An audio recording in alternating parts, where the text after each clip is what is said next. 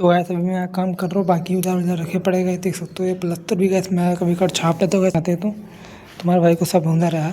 और बाकी यहाँ पर देख सकते हो मसाला भी छापना है और इसको खोलना भी है पहाड़ों को, इसे गैस पहाड़ बोलते हैं।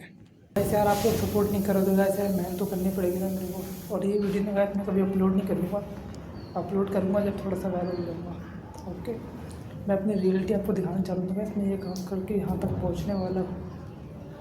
मुझे अपने आप पे पूरा विश्वास है गैस कि मैं एक दिन यहाँ से यहाँ जरूर पहुँच। चलो गैस मैं आपको डेली अपनी क्लिप दिखाऊंगा गैस, जो मैं काम करता हूँ, और आपको थोड़ी थोड़ी क्लिप दिखाऊँ पर आपको दिखाऊंगा ज़रूर। ओके गैस, अभी तो मैं कहता हूँ सोसाइटी में काम करती हूँ, तो ये सोसाइटी गैस और रोड का आगे थोड़ा जाऊँगा तो गैस कोई बोल सकते हैं भाई।